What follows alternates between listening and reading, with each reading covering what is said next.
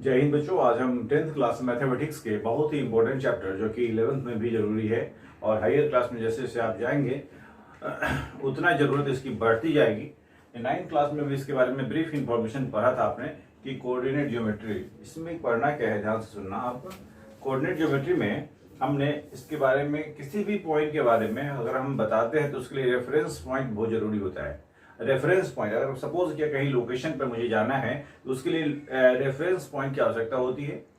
तो मैंने बोला था कि किसी भी प्लेन पेपर को, ध्यान देना, पहले एक ब्रीफ इंफॉर्मेशन है इसमें कि किसी भी प्लेन पेपर को अगर हम 2 एक्सिस अगर बांटती हैं, अब एक्सिस का नाम लिए तो आपको रिकॉल करना पड़ेगा। एक्सिस 2 होती हैं, एक हॉरिजॉन्टल एक्सिस, एक वर्टिकल एक्सिस, राइट है ना। इस हॉरिजॉन्टल एक्सिस को हम इसको बोलते हैं हॉरिजॉन्टल एक्सिस, आई मीन एक्स एक्सिस के नाम से एक्स और एक्स डैश लेते हैं, इधर y और y डैश लेते हैं। आई मीन एक्स एक्सिस और y एक्सिस याद कर जाइए आप। एक्स एक्सिस और y एक्सिस दोनों के क्रॉस सेक्शन से 4 क्वाड्रेंट बनते हैं। यह होता है फर्स्ट क्वाड्रेंट, यह होता है सेकंड क्वाड्रेंट, यह होता है थर्ड क्वाड्रेंट, यह होता है फोर्थ क्वाड्रेंट। मैंने बोला कि 2 एक्सिस हैं, namely X axis and y axis. आप इसको एक हॉरिजॉन्टल एक्सिस और एक वर्टिकल एक्सिस के रूप में याद रखिए। किसी भी प्लेन को 4 इक्वल पार्ट्स में बांटती हैं और each part is known as quadrant. यह भी क्वेश्चन आता है कि part separated by the axis known as what, that is quadrant. इसको हम क्वाड्रेंट बोलेंगे, इसको भी क्वाड्रेंट बोलेंगे, यह भी क्वाड्रेंट है, यह भी क्वाड्रेंट है, ये सभी क्वाड्रेंट है। लेकिन जो राइट में टॉप मोस्ट वाला पार्ट है, मतलब नॉर्थ ईस्ट का जो इलाका है, वह है फर्स्ट क्वाड्रेंट। यह है first quadrant, second quadrant, third quadrant and fourth quadrant. याद रखना है एक बात और भी कि फर्स्ट क्वाड्रेंट में, यहाँ देखिए first quadrant, first, second quadrant, third quadrant and fourth quadrant. X को एब्सिसा, ABS-CI-SS, ये सारी बातें हम रिकॉल करते हैं, चूंकि 9th क्लास में पढ़ना था यह, और इसमें इसकी जरूरत है। वाई जो है वह ऑर्डिनेट है, ऑर्डिनेट, वाई क्या है, ऑर्डिनेट। इन दोनों बातों को आप समझ लीजिए। अच्छा, फर्स्ट क्वाड्रेंट में दोनों, आई मीन एक्स और वाई जो होती है कोऑर्डिनेट, इसमें दोनों पॉजिटिव होती है। इस सेकेंड क्वाड्रेंट में निगेटिव पॉजिटिव होती है, थर्ड क्वाड्रेंट में निगेटिव नेगेटिव होती है एंड फोर्थ क्वाड्रेंट में पॉजिटिव नेगेटिव होती है। अब इस बात को आप याद रख जाएंगे तब आपका काम मेरा आसान हो जाएगा। इस प्लीज ध्यान से सुनिएगा। इस केस में आप ऐसे इसको बंद कर सकते हैं अपन। तो इस एक्शन को देखिए अपन की first quadrant, second quadrant, third quadrant and fourth quadrant. इस तरह से हम कोऑर्डिनेट दे करके इसकी वैल्यू हम फाइंड कर सकते हैं कि किस क्वाड्रेंट में लाई कर रही है। चलिए एज पर एग्जांपल अगर हम देख लें, यहाँ पर 2 3 है, 2 और 3 है, राइट है। यह फर्स्ट क्वाड्रेंट में लाई करेगा। 4 और 5 है, -4 5 ले लेते हैं। ये जो नेगेटिव पॉजिटिव है तो सेकेंड क्वाड्रेंट में लाई करेगा एंड -4 -3 है, ये थर्ड क्वाड्रेंट में लाई करेगा एंड 4 और -5 है, ये क्या होगा, फोर्थ क्वाड्रेंट में लाई करेगा। अब आप समझ सकते हो कि इस तरह से अगर पॉइंट, आई मीन इसको कोऑर्डिनेट बोलते हैं, इस कोऑर्डिनेट्स को हम अगर लोकेट करें, प्लॉट करें तो किस कोऑर्डिनेट में आएगी उसको हम आसानी से पता लगा सकते हैं। अब इम्पोर्टेंट फैक्ट क्या है कि इसमें अब क्या जरूरत पड़ता है, इस 10th क्लास में हमें पढ़ना क्या है। इसमें पढ़ना है, ध्यान दीजिए, सपोज किया किसी भी कोऑर्डिनेट में, हम यहाँ पर ऐसे देखते हैं इस तरह से, ये है एब्सिसा और ऑर्डिनेट है, I mean X axis and Y axis है। सपोज 2 पॉइंट्स ए और बी ले लेते हैं, ए लेते हैं और यहाँ पर बी लेते हैं। ए की कोऑर्डिनेट सपोज कुछ तो होगी x1 y1 है और बी की कोऑर्डिनेट x2 y2 है, राइट है। तो इस तरह से यह x1 y1 और x2 y2, ये जो 2 कोऑर्डिनेट है और इनके बीच की डिस्टेंस अगर मुझे फाइंड करनी है कि how much distance of AB, I mean AB की डिस्टेंस कितनी है, so we have to find distance of AB। हमें क्या करनी है, AB की डिस्टेंस फाइंड करनी है। तो AB का वैल्यू क्या होगा, AB की वैल्यू क्या होगी, इसको फाइंड करनी है, जो कि डिस्टेंस होगी, राइट है ना। अब यह जो AB डिस्टेंस निकालने के लिए हमें थोड़ा सा दिमाग लगाने की जरूरत होती है। जो मैं इसको देखिए अगर इसको हमने एक्स एक्सिस से X dash, Y and Y dash, right है, तो आपको याद रख लेना है। आपको मैं बता दूं कि AB डिस्टेंस निकालना है, यानी इस चैप्टर में हमें पहला फंक्शन यही होगा। इस चैप्टर में यही याद रख लेना है कि अगर डिस्टेंस फाइंड करना है तो हम कैसे फाइंड करते हैं, डिस्टेंस फाइंड करना है तो हम कैसे फाइंड करते हैं, डिस्टेंस फाइंड करना है तो कैसे फाइंड कर सकते हैं, राइट है ना, सिंपल। डिस्टेंस फार्मूला की हम बात कर रहे थे, डिस्टेंस फार्मूला की। तो इस ए बी का डिस्टेंस फाइंड करने के लिए हमें क्या करना है, तो इस केस में सपोज देखिए आप इसे अगर हमने पर पेयर से डाल दिया, राइट है ना, तो इस पे जो है वैल्यू होती है यह डिस्टेंस और यह डिस्टेंस, ये x1 है, ये क्या हुआ x1 हुआ, ये है y1, समझने की जरूरत है, यहाँ से यहाँ की डिस्टेंस क्या x1 है, ये है y1, राइट है ना। सिमिलरली अगर ऐसे यहाँ से अगर हम परपेंडिकुलर ड्रॉ कर दें तो इसकी दूरी जो होगी x2 होगी, यह है y2, ये क्या है y2 है। समझना है यहाँ पर यह x1 y1 इस तरह से यहाँ पर यह y2 हो गई। अब इस चीज को हम यहाँ से हटा देते हैं था सुविधा के लिए आपके ना, यहाँ पर x1 y1 यहाँ लिख दिया, x1 y1 यहाँ था, ऐसे कर दिया, राइट है। अब आप समझ गए होंगे कि यहाँ से दूरी x2 है, यहाँ से x1 थी, यहाँ से यहाँ कितनी होगी, अगर यह निकालना हो तो यह हो जाएगी x2 माइनस में x1, यह वैल्यू क्या हो जाएगी x2 माइनस में x1, दिख रहा होना चाहिए, यानी यह भी उतनी ही होगी, यानी यह भी क्या होगी उतनी होगी x2 माइनस में x1। Same way total y2 है, यहाँ पे से यहाँ y1 है, तो इस केस में क्या हो जाएगी यह y2 माइनस इसकी जो वैल्यू है यहाँ पर, इसका नाम देते हैं यहाँ पर BAC कर देते हैं इसको, आई मीन BC की जो वैल्यू होगी BC इज इक्वल टू होगा y2 माइनस में y1 and AC is equal to क्या हो जाएगा, AC की वैल्यू क्या है यहाँ पर x2 माइनस में x1। इन दो चीज को आप याद कर जाओ, राइट है ना। अब याद क्या करना है, इसमें हमें निकालना है AB की वैल्यू, क्या निकालना है AB की वैल्यू निकालनी है, AB is equal to what, तो राइट ट्रायंगल में पाइथागोरस थ्योरम हम यूज करते हैं, square of hypotenuse is equal to perpendicular square and base का स्क्वायर, आई मीन हाइपोटेनस का स्क्वायर रिमेनिंग टू के स्क्वायर के बराबर हो जाएगा। ए बी निकालना है उसके स्क्वायर को फाइंड कर लेते हैं, A B square is equal to क्या होगा ए सी स्क्वायर प्लस में बी सी स्क्वायर। अब देखिए A B square is equal to A C यानी x2 माइनस में x1 का square plus y2 minus y1 का स्क्वायर। यह समझने की जरूरत है, x2 माइनस x1 का square plus y2 minus y1 का स्क्वायर।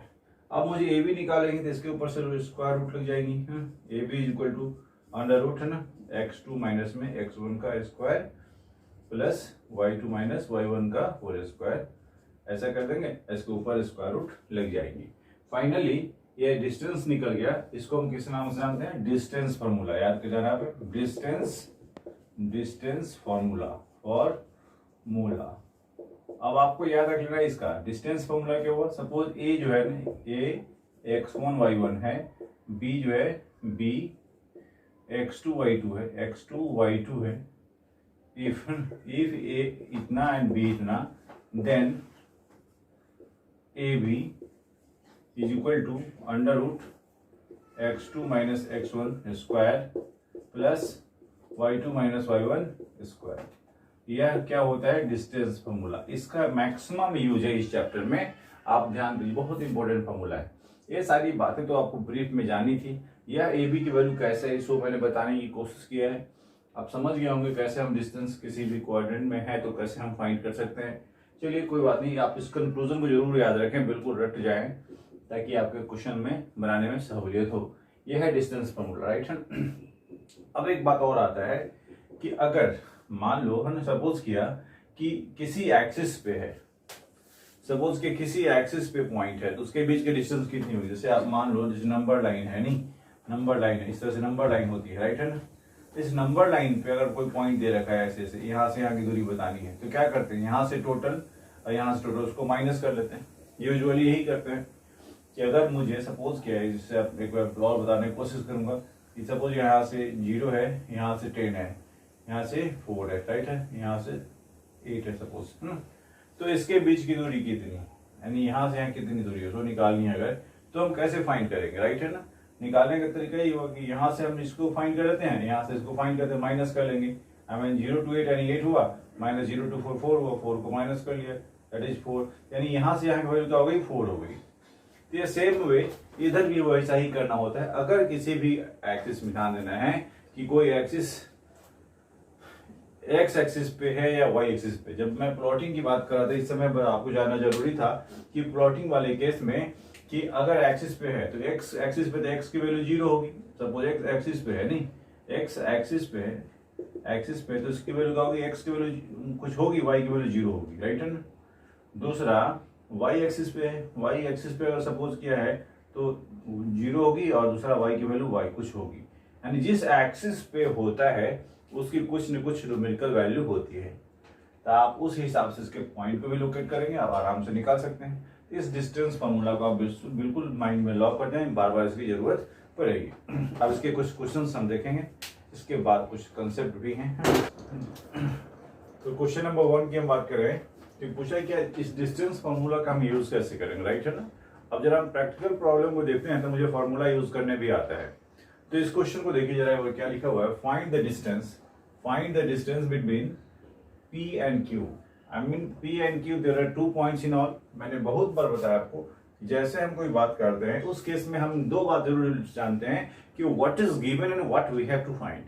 अगर गिवन क्या है और क्या फाइंड करना है। सिमिलरली सपोज कि यहाँ पर इसमें क्या लिखा हुआ है, वी हैव, अगर हम बात करें तो हमारे हम क्वेश्चन नंबर 1 की बात कर रहे हैं, तो we have P and Q। P क्या दे रखी है, -5,7 and Q is also given -1,3। We have to find direct straightforward question है, find the distance between P and Q। Find the distance between P and Q लिखेंगे now using distance formula, using distance formula का use करें तो क्या होगा, simple PQ is equal to under root.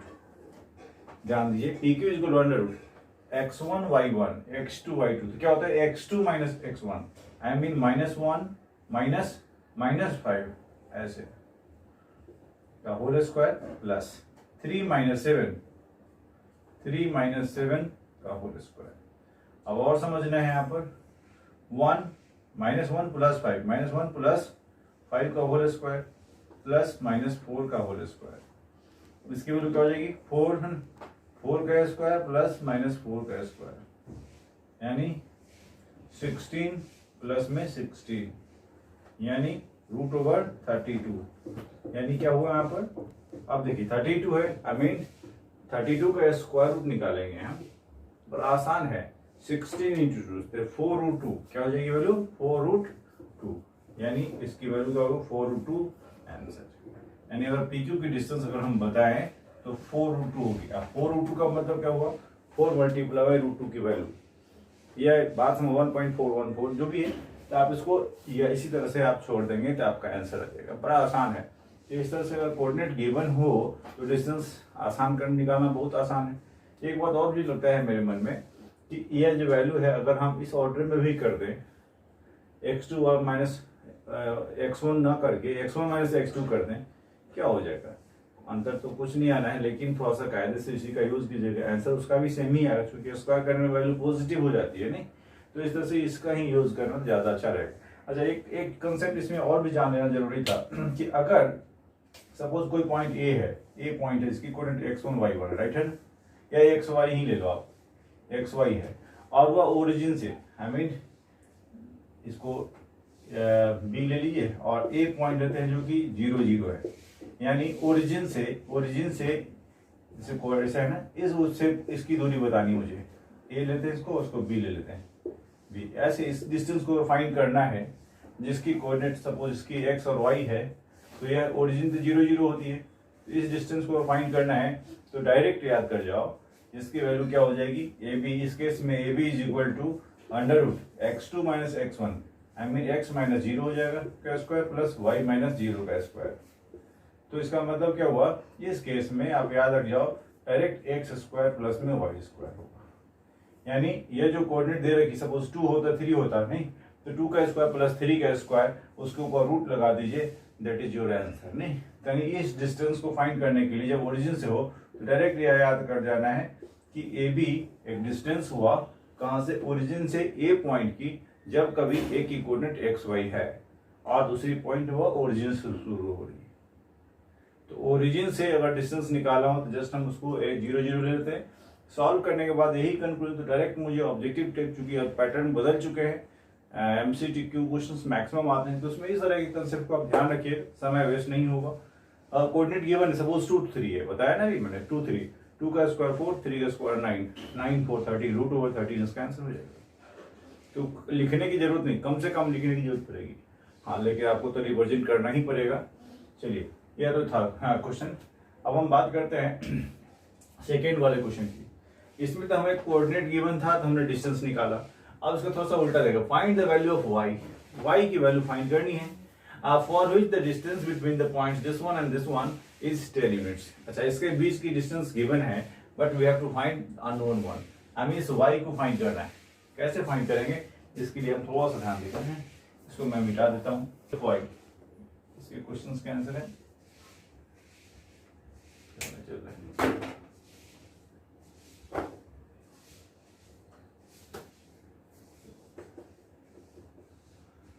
चलो कोई नहीं, इसके मार्क खराब हो गए।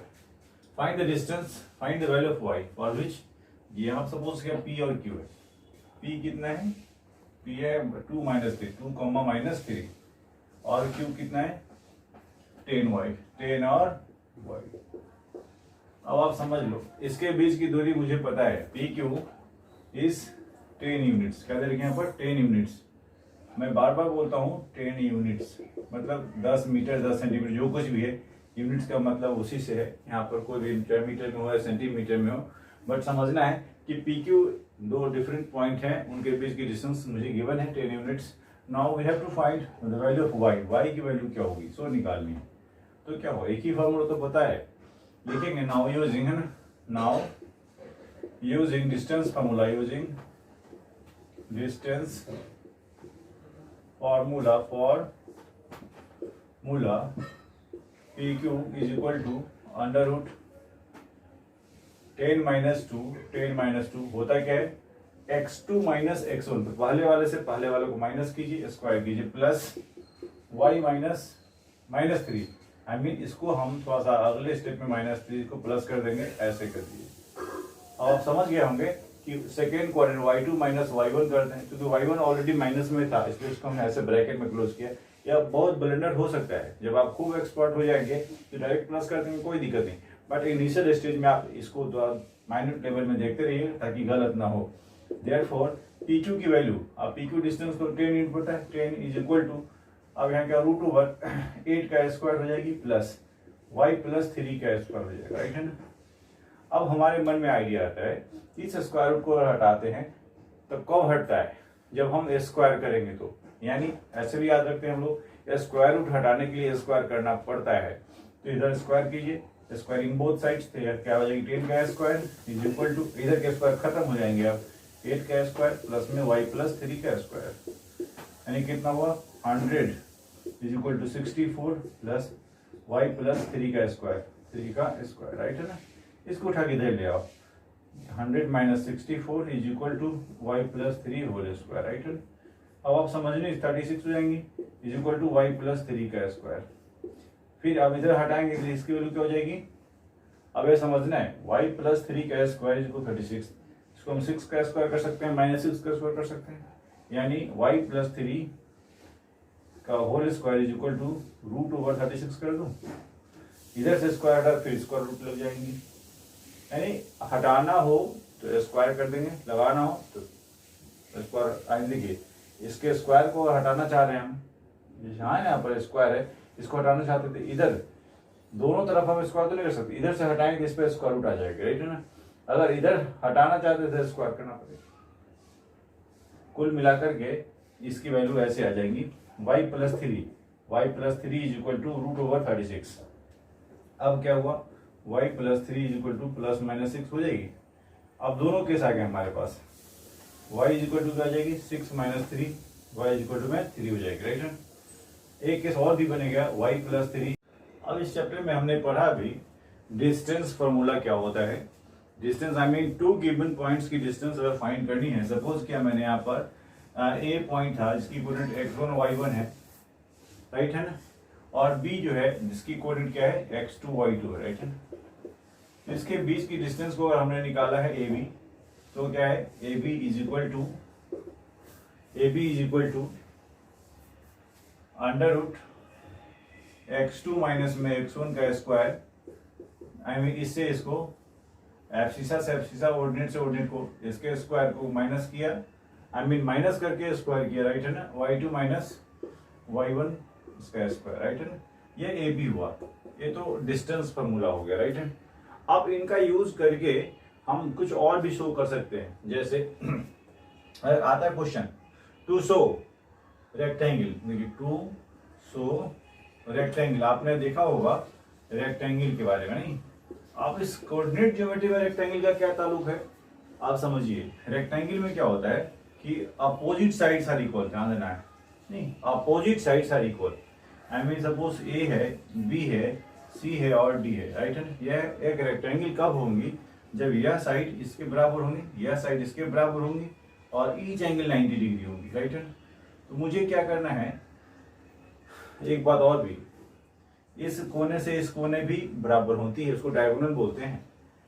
तो एनी याद रख लेना कि अपोजिट साइड्स क्या होता है इसमें, opposite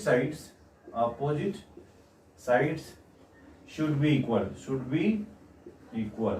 opposite side should be equal. आप डिस्टेंस फार्मूला का यूज करके ए बी का डिस्टेंस फाइंड कर लेंगे, डीसी फाइंड कर लेंगे, ये दोनों इक्वल है तो एक कंडीशन तो पूरा हो गया उसका कि वह एक रेक्टेंगल हो सकती है। चलिए, इधर से AD is equal to BC, opposite side अगर इक्वल हुआ तो रेक्टेंगल के चांसेस हैं। चलिए, अच्छा एक बात और भी, AC क्योंकि हमने डिस्टेंस फार्मूला का यूज करना है तो डायगोनल भी दिखाना है कि diagonals are also equal, diagonals I mean opposite angle को मिलाने वाली सेगमेंट डायगोनल होती है, diagonals should also be equal, इसके डायगोनल भी इक्वल होने चाहिए। अब आप समझ सकते हो कि डायगोनल इक्वल होंगी और अपोजिट साइड इक्वल होंगी, डायगोनल इक्वल होंगी, अपोजिट साइड इक्वल होंगी। जब दोनों इक्वल होंगी, इस केस में याद रख लेना है कि वह रेक्टेंगल फॉर्म हो सकता है। समझना है कि जब रेक्टेंगल शो करना होगा तो हमें डिस्टेंस फार्मूला का यूज कर रहे हैं और इस डिस्टेंस फार्मूला के यूज में हमें अपोजिट साइड को दिखाना है और अपोजिट साइड्स के बाद क्या करना है, अपोजिट एंगल को मिलाने वाली सेगमेंट जो AC है, AC और BD दोनों की लेंथ समान होनी चाहिए। आई मीन लिख दे रहा हूं मैं यहाँ पर AD AB is equal to DC, AB is equal to DC, या नहीं तो AD is equal to BC, यह तो होगा एक इसके लिए। और इसके लिए क्या होगा, AC is equal to BD, AC is equal to BD। अब आप समझ गए होंगे कि डायगोनल इक्वल होंगी और अपोजिट साइड इक्वल होगा तो वह रेक्टेंगल होगा। चलिए, इसी तरह से रेक्टेंगल शो कर देना है। जब कभी स्क्वायर शो करना होगा, I mean to show square, क्योंकि स्क्वायर और रेक्टेंगल में कोई खास अंतर नहीं होता है। रेक्टेंगल को स्क्वायर तब बोलते हैं जब उसकी एडजेसेंट साइड इक्वल होती है, यानी यह साइड इसके बगल वाले साइड के बराबर हो जाएंगी। सारे फीचर सेम होते हैं, खाली देखना है इसमें कि यह इसके बगल वाली साइड के बराबर होगी तो स्क्वायर हो जाएंगी। याद कर जाना कि rectangle is said to be, मैं सीधा लिख देता हूं आपको, rectangle is said to be a square, said to be, जैसे आप ऐसे भी बोलते हैं कि square is a rectangle only when adjacent sides are equal, ऐसा भी कर सकते हैं आप, है ना। तो rectangle is said to be a square, square only when their adjacent side, when their adjacent का मतलब क्या होता है, बगल वाला, adjacent sides are equal, उसके adjacent side equal होंगी तो वह स्क्वायर कहलाती है। रेक्टेंगल के सारे फीचर वही हैं, सिर्फ बगल वाली साइड बराबर होनी चाहिए। यानी कहने का मतलब यह हुआ कि AB is equal to BC सभी बराबर होंगी आपस में, AB is equal to BC is equal to CD is equal to DA, यह सब आप याद कर जाइए। चारों के चारों बराबर होंगी और AC बराबर BD होंगी।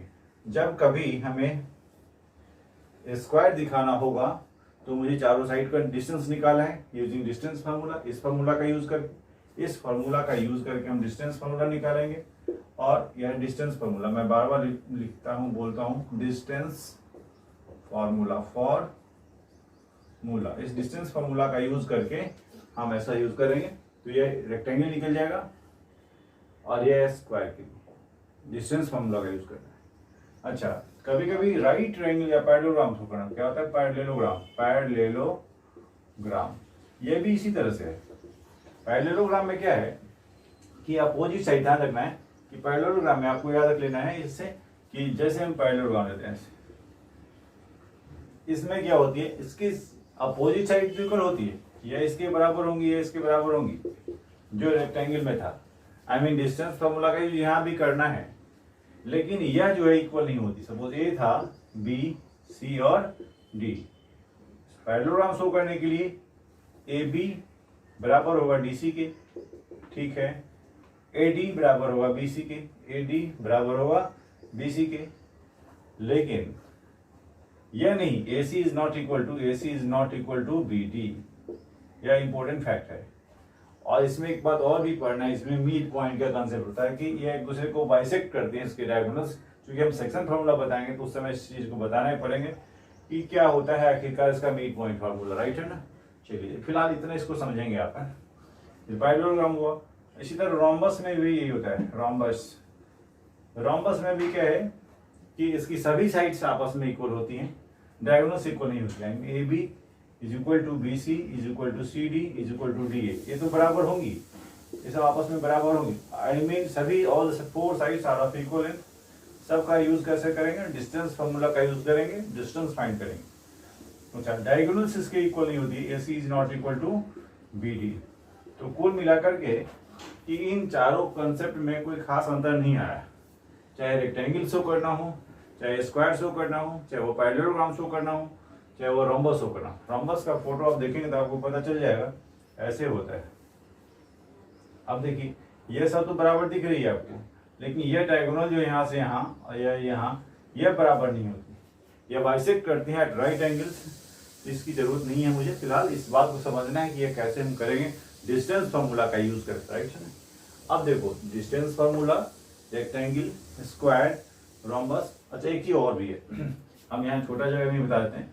पाइथागोरस थ्योरम आपने देखा है ना। अगर सपोज राइट ट्रायंगल शो करना है, राइट ट्रायंगल शो करना है, या आइसोसेल्स ट्रायंगल शो करना है, आइसोसेल्स शो करना है, या इक्विलैटरल शो करना है, दो। अब देखिए, अब आप समझ गए होंगे मैं क्या बताने की कोशिश कर रहा हूं। यह तीनों को देखिए आप यहाँ पर। एक राइट ट्रायंगल है, राइट ट्रायंगल में राइट एंगल के अपोजिट वाली साइड, इसके अपोजिट वाली साइड यह जो दिख रहा है आपको, यह हाइपोटेन्यूज है। इसका स्क्वायर ए है, बी है और सी है। जैसे हम इसको देखें तो हाइपोटेन्यूज का स्क्वायर रिमेनिंग टू के स्क्वायर के सम के बराबर होता है। तो इसका ए बी स्क्वायर और ए सी स्क्वायर बराबर होगा A C square, A B square और बी सी का स्क्वायर बराबर होगा ए सी के स्क्वायर के। किस केस के लिए, राइट ट्रायंगल के लिए। अगर ऐसा होता है कि इसके स्क्वायर का डिस्टेंस का स्क्वायर, इसके डिस्टेंस का स्क्वायर, इसके डिस्टेंस का स्क्वायर, इन दोनों का सम इसके बराबर होता है, तो उस केस में वो क्या होगा, राइट ट्रायंगल होगा। मैं फिर से रिकॉल, जो पाइथागोरस थ्योरम है उसके आधार पे square of hypotenuse is equal to the sum of squares of other two sides. Other two मतलब A B and B C, A B square and B C square. इसको हम लिख ही देते हैं यहाँ पे। इसके लिए क्या होगा, A C square is equal to A B square plus में बी सी स्क्वायर। आप इस चीज को याद कर जाइएगा। इसके लिए राइट ट्रायंगल में अगर रिप्रेजेंट करना हो डिस्टेंस फार्मूला का यूज करके, तो ऐसा हम कर सकते हैं। अच्छा एक बात और, अगर ए सी स्क्वायर है, इसमें स्क्वायर लगाना तो ए बी स्क्वायर यहाँ से हटा देंगे, इस पे स्क्वायर हो जाएगा। यानी डायरेक्ट हमें इसके वैल्यू को इस पर रूट नहीं लगाएंगे तो अपने आप इसके स्क्वायर निकल जाएंगे। क्योंकि मुझे स्क्वायर इसमें चाहिए था, अब फिर यहाँ हटा देता हूँ तो इसके ऊपर लग जाएंगी रूट। तो इतना जादू आप करते रहिएगा ताकि आपके दिमाग में ब्रशअप होता रहे। तो यह जो है एबीसी एक राइट ट्रायंगल हो गई। अच्छा इक्विलैटरल में तो कोई अंतर ही नहीं है।